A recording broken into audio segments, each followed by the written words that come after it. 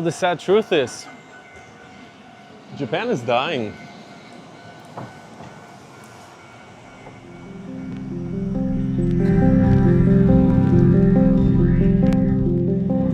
On the roofs of Japan, I want to give you my honest impression. For 2 weeks, I've traveled through the country, and honestly, I did not expect for Japan to, stimulate me as hard as it did. In many ways, I think it's super overrated, super overhyped. A lot of people have a very wrong perception, and some things, I don't know, you might not agree with. If you are an expert, let me know down in the description. Maybe I'm seeing something wrong. I've always been fascinated by Japan's culture, the land of the rising sun. It was, at some point, believed to become the strongest economy in the world. You know, in something like 1980 something, I think, 6 out of 10 companies, biggest companies in the world, were Japanese. And don't get me wrong, Japan was one of the favorite countries I have visited in many, many years, but more from a perspective of kind of like being a fly on the wall, just being in the environment, being in the country, being able to observe. It has been one of the wealthiest countries for such a long time, but now they're facing huge issues that in many ways are around the corner for pretty much every developed society that has been around for many, many decades. If you want a super precise economical, cultural analysis, this is not the video for you. This is just some thoughts from a guy that for almost 10 years has been living around the world. And one of my main curiosities is really, how is life in different parts of the world? Where are different countries going? Which countries or parts of the world are on their way up and you can see it and you can feel it? Which countries are, in many ways like Japan, are trying to conserve as best as they can this beautiful, amazing place that has been a cultural and economical powerhouse for so long. All of that, today I need to climb down here. It's kind of like a smoking area. I think I'm allowed to be up here, I hope so. Pretty sure. In Japan, you should not mess with the law, I'm telling you that. Oh, so some guys earlier smoking up there. It's a little bit of a fun area. We're overlooking Osaka right now. This is actually the famous observatory. I would say let's head there. Super cool area. Let's talk. Let's keep it casual. As if you're a buddy of mine and I'm telling you how Japan really was quite a bit different than I thought it would be. Let's rock. We got a couple of hours. Once again, the little disclaimer. I think Japan is amazing, it's fascinating, and of course it's absolutely, no doubt about it, worth visiting.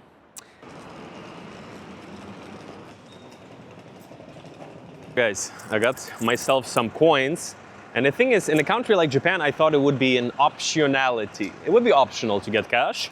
Probably can pay everything with card, all kinds of digital payments, and that's true. Many places have them. Most. I walked into 3 food places in Tokyo. I could not pay with Visa anywhere. One of them was saying it's coming this month. So change is happening. Cash in Tokyo, in Japan, you still need for the most part. I can get myself a nice drink here.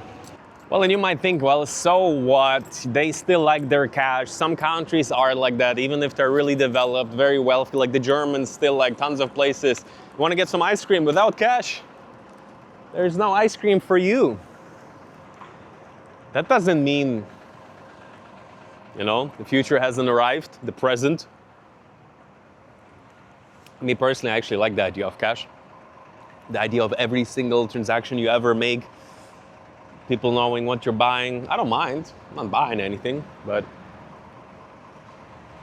no, the thing is, a lot of business, especially mid-level business, like let's say the backbone of every society that is not completely dominated by global conglomerates, is family business, even if it's big family business and small one.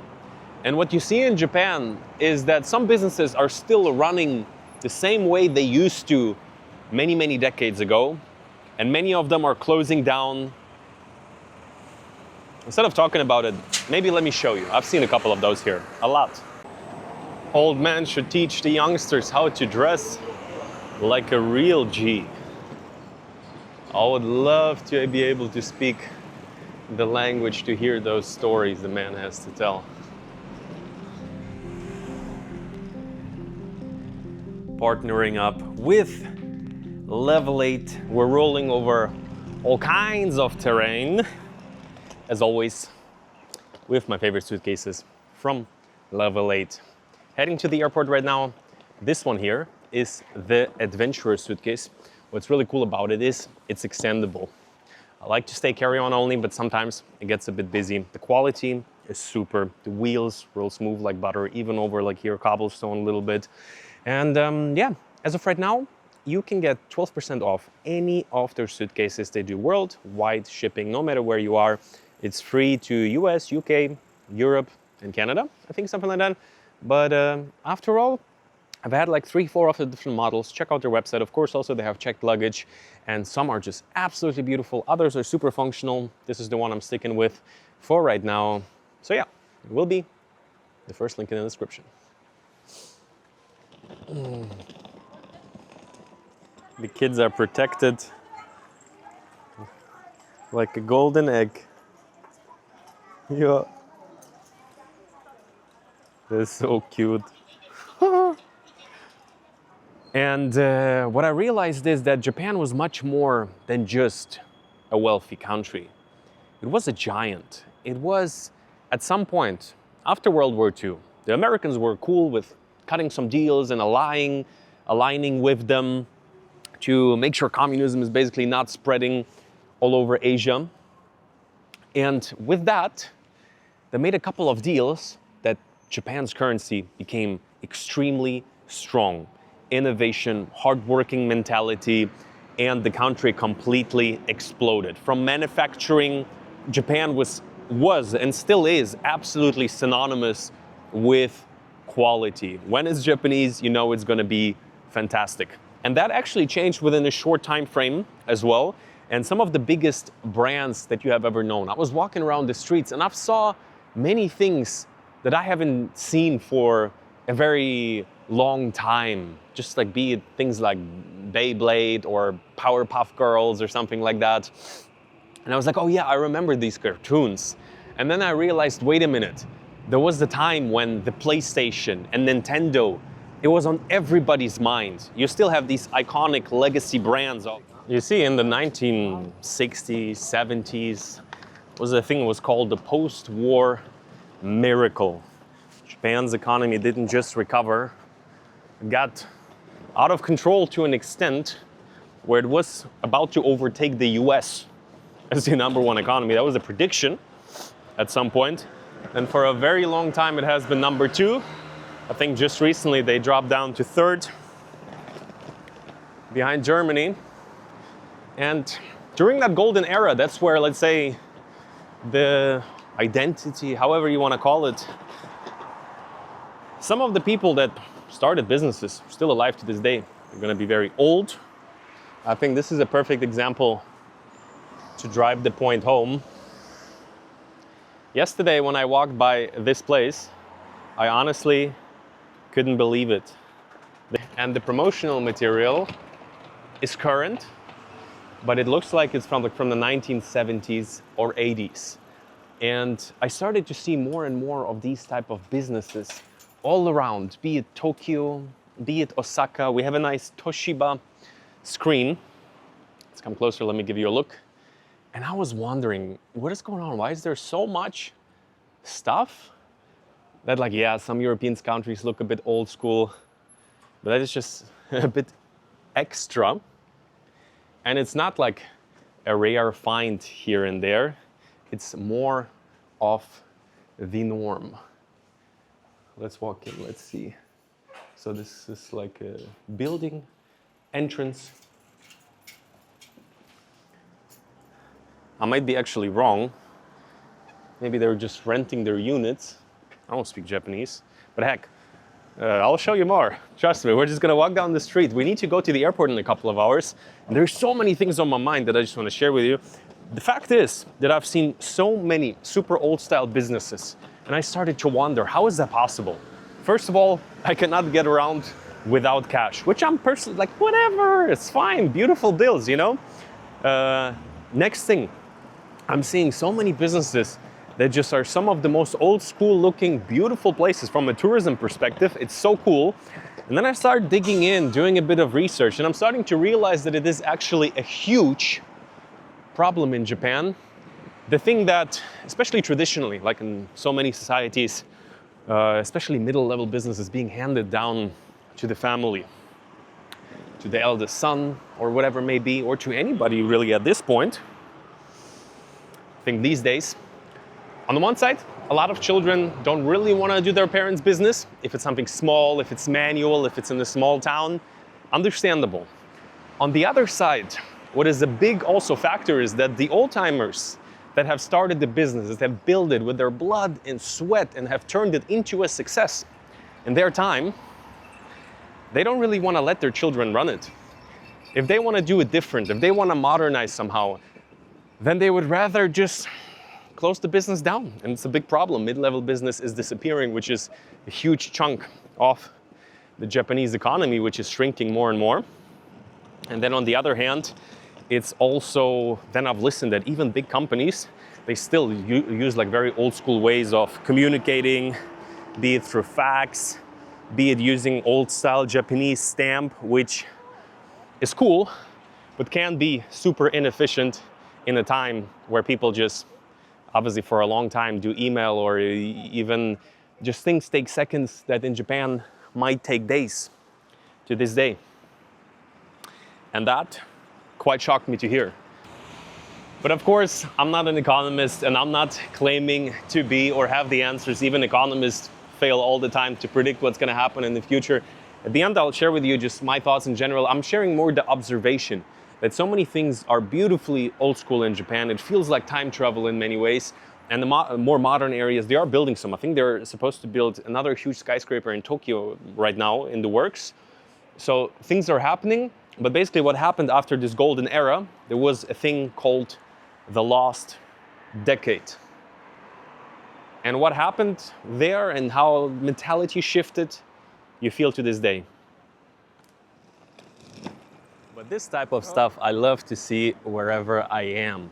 Like a fruit stand needs no innovation. It's perfect the way it is and forever will be. Oh my God, this is so nice. Fully stocked, beautiful. We're right now in the persimmon season. Guys, honestly, I was freaking out a little bit when I was recording that. There was a car driving by like so close. I am on the boardwalk. That is another thing. Just an interesting thing, I would say. The infrastructure of Japan is truly one of the best and most built, I would say, for humans. Super walkable, pretty much no matter where you are in the city, even in the suburbs, you don't get this kind of like American style. You get a Walmart and without the car you cannot go anywhere. No, it's walkable pretty much everywhere you go. With that, the streets can be super narrow. So when it gets busy, it's actually super hard to, like, it can get crowded and a little bit claustrophobic easily. But nonetheless, like a lot of paths where they have also roofs, and most roads are actually considered pedestrian. The roads are built in a way that only cars that are actually going to the destination itself are entering. Also here, like a little, it's already the second huge groups of kids. You don't see that too often because most people, not most, but a percentage of old people you're not gonna see anywhere in the world. And I was in some ways surprised how that was just catching my eye. You see, maybe you've heard of demographic problems, basically an aging population. A lot of people have heard about it. Some people to this day, they're operating on some like old school theories of overpopulation, that there's gonna be too many people in the world, da da da da da da. But the reality is the planet, first of all, can hold much more people, and second of all, we're struggling with, yes, the population has ballooned very quickly with industrialization and everything. I don't want to like sound too smarty-marty. Again, that's just like things I sometimes think about. This peach water is amazing. But what happens is that when a population is aging, it can completely break the system. It's not just like, okay, people get old and then they die and then there's just less people, maybe less problems for the environment, less trash, less everything. Sounds great, right? The thing is that if you have a generation that, let's say, doesn't have enough young people to support it, doesn't have enough young people that are living in the country, that are contributing to the system that they happen to live in. We're right now in a more touristy district. I would say let's get out of here. This is the Observatorium. I'm trying to talk all serious, but I've heard you can get some of the best views from this tower, because with every year, it's like pretty much every, let's say, couple of minutes, there's 4 people that die and 1 person that's being born. And with that, the prediction is that by 2050, Japan's population is going to shrink by 1/4. And what that's going to cause is nothing will be able to run. Hospitals will not be able to run, rent will not be able to be paid. And that is a problem that is lurking around the corner for Europe in many ways. And South Korea actually has an even worse birth rate, one of the worst in the world. Obviously countries like, also most people don't know it. A country like Ukraine obviously has also some of the lowest birth rate. Actually, my roots, there's also a war going on right now, so that's a bit of a different topic. But just walking around the streets, I was surprised that some neighborhoods, I stayed in some a bit more local neighborhoods in Tokyo, and literally I saw hundreds and hundreds of people, and they were all for sure over 70. It's hard to say. Some of them are easily 90, because of this great wealth and this great system that they have built. It's so clean, it's so, like, even this is kind of like considered a super local as it gets neighborhood. Still, it's perfectly comfy. Let me maybe, in this quiet side road that we are, when I was in South Korea, I didn't notice it as much. Sure, there's old people everywhere, and I love them, especially in some countries. They have like the best fashion, like I showed you before. But the thing in Japan is that this has been going on for decades and decades. Whereas in South Korea, it went down maybe in the last couple of years to the super low critical level that it's now, where you're thinking, what the hell is going to happen in 20 years? Need to do something about it. Well, in Japan, it has been 30 years. And especially this year, 2025, as I'm shooting, is considered a breaking point. And with that, a lot of things in the countries have changed. Let's talk about that as well. Art gallery? Yeah? Is it okay if I take a little video? No? You don't understand? Okay. Japanese speak. Arigato. Beautiful art gallery. Fashionable for Japanese standard, very young people running it. And that, I have to say, I absolutely love it. This is a little bit more of an artistic neighborhood here. They're having like little shops from this looks like a candle shop, a specialized candle shop. I'm lowering my voice a little bit, not to yell in front of the grandma. That is the effects of overtourism I'll talk to you about as well.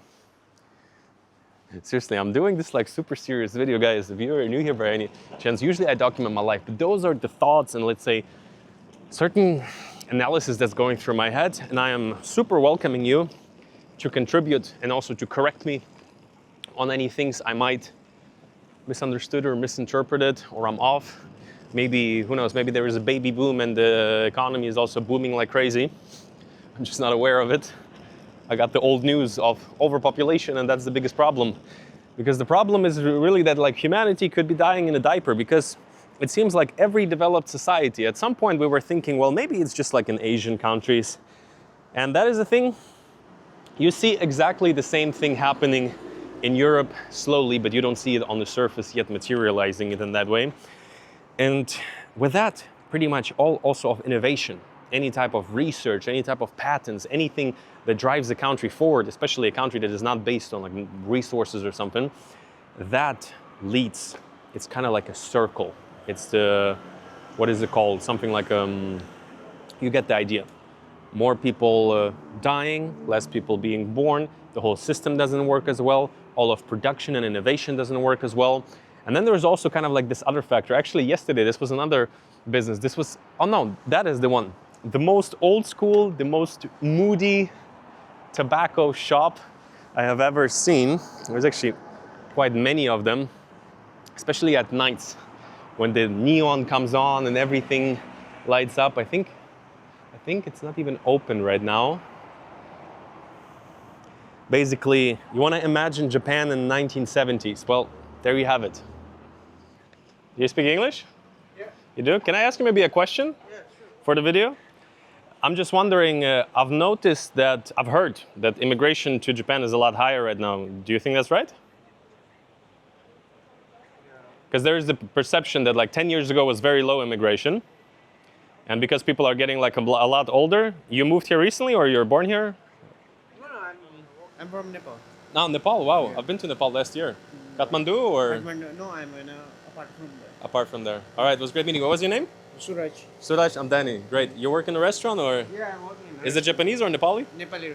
Oh, wow, that Indian sounds Nepali. pretty good. Is it close by? It's just around the Maybe I could walk with you for a bit? Yes. Wow, I think I saw it yesterday. That's cool. But you got an India flag as well. It's It's Indian and Nepali. Indian and Nepalese. Let's take a look, guys. That's pretty cool, actually. Nepal was actually one of my favorite countries recently.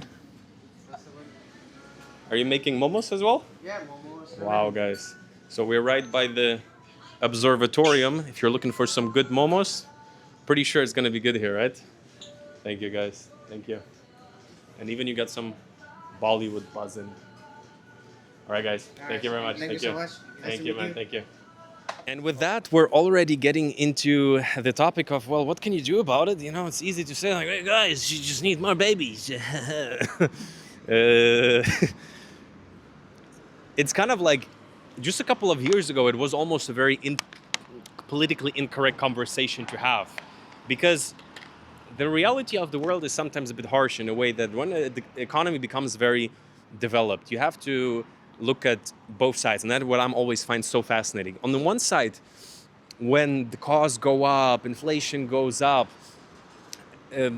times where, like, let's say one person in the family can work and everything is good are rare, and in most countries don't even exist. So usually both man and woman have to work, and a one-income household is unsustainable in most, especially like really societies that have been around for a long time and experienced a lot of growth. And then for women, it's kind of like, hey, if you want to have a career, if you want to make decent money, good money, well, starting a family can be very, take a lot of your years away. For many people, that is just absolutely the case. Also, the cost of raising children. And so you see that in all kind of like developed society. Somehow you would think if they get wealthy and rich, more people would have babies. But the opposite is happening, actually. And Japan has done so much. Literally, the government literally set up dating apps to encourage people to meet, start families. All kinds of European societies, like especially like, let's say Poland or Hungary, they're pushing really hard, especially Hungary, giving you a bunch of extra money. And that maybe is helping somewhere, somehow. But in Japan, honestly, nothing has really worked so far. And in that way, it's of course, as always, a double-edged sword. Or in this sense, a double-edged katana. I feel like it mirrors very much also what is going on in the Western world. There is also a certain polarization between the sexes where a lot of women feel like men don't understand them, and a lot of men feel like women don't understand them. And we have gone through a lot of corrections in society that I think were necessary in many ways, but we get to a place where for women it doesn't really make sense economically often to start a family, and for men there is no possibility to do so because they cannot provide. And the reality is that even though you can say, hey, it's old gender norms, somehow Japan is still there. And as much as you want to move away, and who knows, maybe we can get to a society where it absolutely doesn't matter. But in terms of polling data, even what people consciously say, economical, it's not like, hey, I want to be with a rich guy. It's just economical viability. If you happen to start a family, can the man back you up financially? And polling data, obviously, but you can just rational thinking. A lot of men feel like they cannot quite afford it. And a lot of women feel like they want to be with a man that is like on a similar level, or preferably a good bit above, that when they take the time off, they know that somebody can take care of the family. And in a society where you need the two incomes, and even that might be limited, you get to a place where people are just choosing to push it back further and further, or like in this case, just not have any kids at all. You're dealing with this kind of social issues where there's a lot of pressure to perform from society, from your family, when you struggle to find a girlfriend and boyfriend. Well, depending on the society, there's different, definitely not solutions, but let's say outcomes you had. If you're from Eastern Europe, then alcoholism is number one solution for everything. Well, in Japan, it more leads to reclusion and hiding away from society. And that became a phenomenon called the Hikikomori. The Hikikomori. You see, especially it became a phenomenon that was fairly prevalent after kind of like the golden era came to an end. Like I mentioned, there was also an oil crisis, and a lot of young people, I think statistically definitely more boys, but also some girls, usually happened in the late teens, complete social withdrawal. Some might still go out, I don't know, maybe get some food, maybe get some magazine, especially when it started back in the day. But it ended up with a large amount. We're speaking, I don't know, thousands, tens of thousands, just stay at home all day long. Their parents just support them, and they don't want to participate in life. It feels like too much pressure. It's also hard to say exactly what the reasons were for the individual, because usually they also don't really want to talk about it. And it's a phenomenon that you even also see happening in similar economies, where it's hard, first of all, to move out socioeconomically.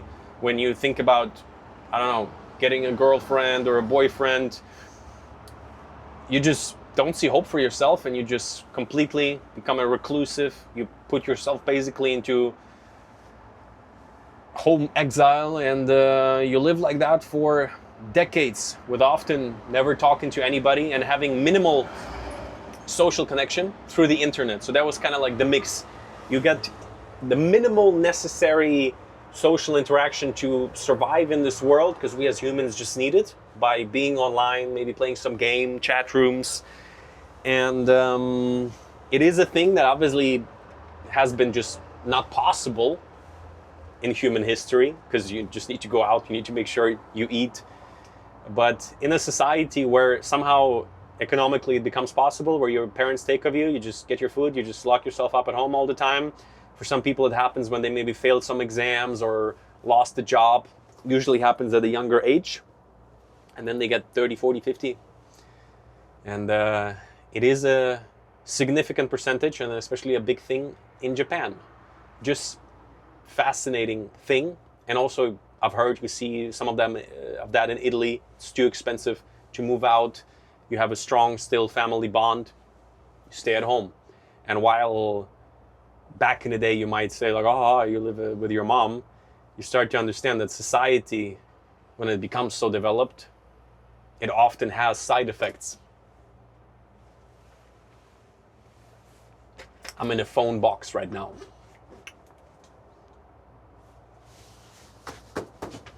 This one is actually not the oldest one I've seen. On some stations in Tokyo, I've seen such old phones that are still operational, but obviously many countries have that. Like right by a street, I'm like, hey, it's a cool idea. It's nice and quiet there. Some tourists cruising through. Woo! In Tokyo, you see that every 5 minutes in a couple of neighborhoods. Every 1 minute. Let's talk about tourism in Japan. Everything kind of how I expected. It's massive. Let's get back to the usual more topic where I talk about staying in the country, how is it, what are the pros, what are the cons. And in that way also it was quite interesting. In some ways, Japan has positively surprised me. It's not nearly as expensive as I thought, because also the currency is down for quite a while. It's at a low where it hasn't been in a long time. And with that, it becomes much more affordable for a lot of people from all over the world to visit. And that's exactly what happens. And well, let's talk about tourism. I knew that Japan is popular, but what I didn't realize is that the fact that it's in front of everybody's eyes, mine included, is not just like, hey, I found a niche. Tourism to Japan is at an all-time high right now. Just in the first couple of months of 2025, all-time records have been broken. Something like 30-40 higher percent arrivals in March this year, I think, than the previous year, and higher than pre-COVID even. I hope you're enjoying these tripod shots. I'm like being a menace to society here. So on the one side, of course, it's fantastic for the economy, get the yens rolling. Nobody's gonna complain about that part of it. But on the other side, in terms of infrastructure, especially to the big cities of Tokyo, Kyoto, Osaka, you get millions of people flocking in, and the roads are narrow.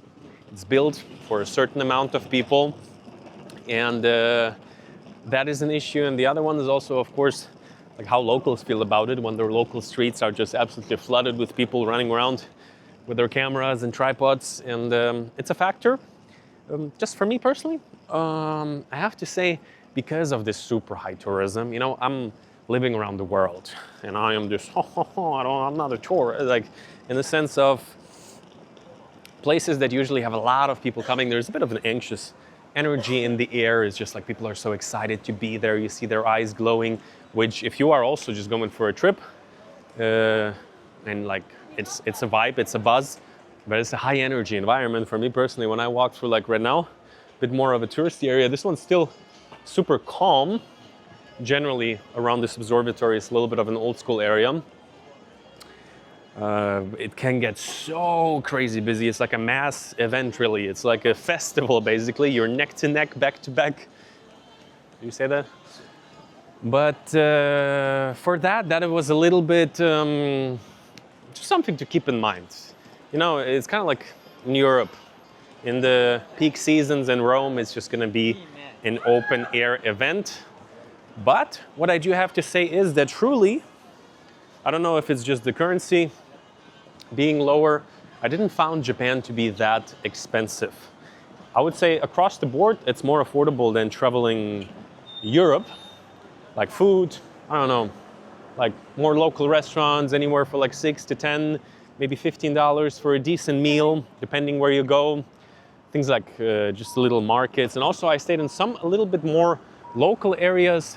Grocery stores are actually priced pretty nicely as of right now. If the currency would be like 30-40% stronger as it used to be, it would be a bit more expensive than Europe. So I don't know what I should recommend you. If you have never been, if you want to go, who am I to tell you, it's so busy. I'm here, I'm part of the busyness. So from that perspective, it's just something to keep in mind that many destinations, me personally, in Asia, like even like a country like Thailand, which has some of the highest tourism in the world, if you stay out of like the tourist traps, I can genuinely call them, some in Thailand, and you go to also busy areas, they're full of people, but the energy is more day to day. People go about their daily life, and you get that in Japan a lot as well, but at all the main areas, like I'm talking city center of most cities, but especially areas like a Shibuya crossing or something, it's just thousands and thousands of selfies and tripods and everything. And I think for a lot of people I hear, it is a little bit of a, how to say it, especially if you travel to countries that just are a little bit more chill, like the dude I talked to before, Kathmandu, good amount of tourism, Nepal, but it still has so much character, so much flavor. You kind of can be much more just a fly on the wall who is observing, who's taking in the much more of a travel rather than a tourist experience. Nonetheless, like I said, let me actually give you now my honest thoughts. This was a bit more of a, whoever is gonna ever title again, Japan is living in 2050. You guys just passing some kind of local restaurant, I would say it would be a good idea to eat something. And here in Osaka is much more like visa, everything accepted. It was more of a Tokyo thing for whatever reason.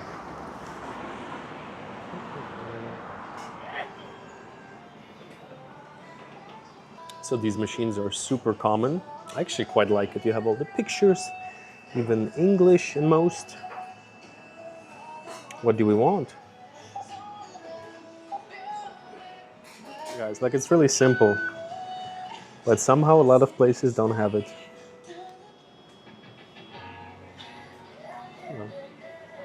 Didn't you give this one to you? No? So guys, look at that. This place is actually surprisingly extra affordable right now. I think for all of that I paid a bit over $5. Wow. We're a bit local, we're a bit in the side streets. Love it.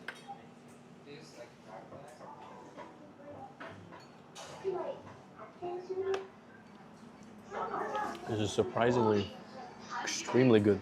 Thought it would be just basic.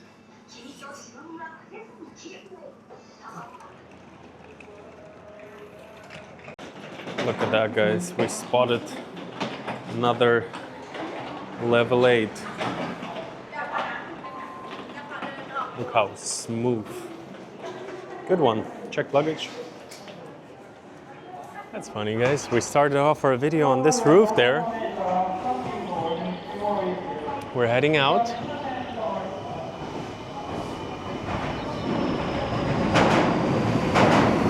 Cannot get over the fact how many different trains they have. And they're all of them are really beautiful. Some are newer than others. So, like I mentioned before, we're heading to the airport. Gonna be flying out, and that have been a little bit the reflections. Basically, just on the fact how fascinating it is.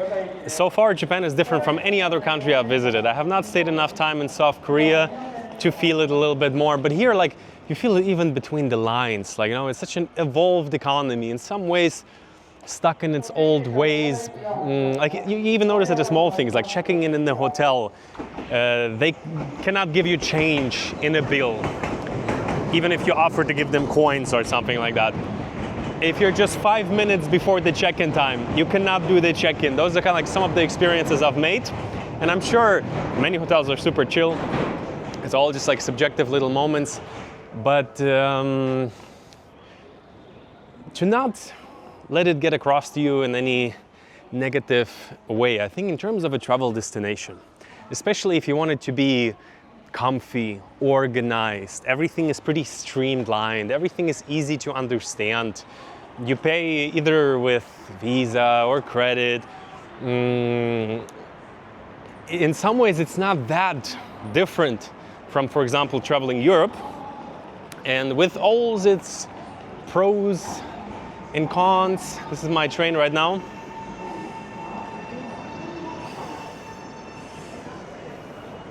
And also, I don't think Japan is doomed.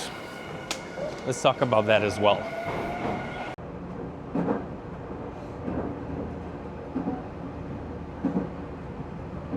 So, we're at the airport. Honestly, I wish I could stay a little bit longer right now. Beautiful weather today. I wasn't that lucky with the weather every day. So, pretty decent. Big airport, as always. The best days are a couple years behind, same as in Europe with most infrastructure.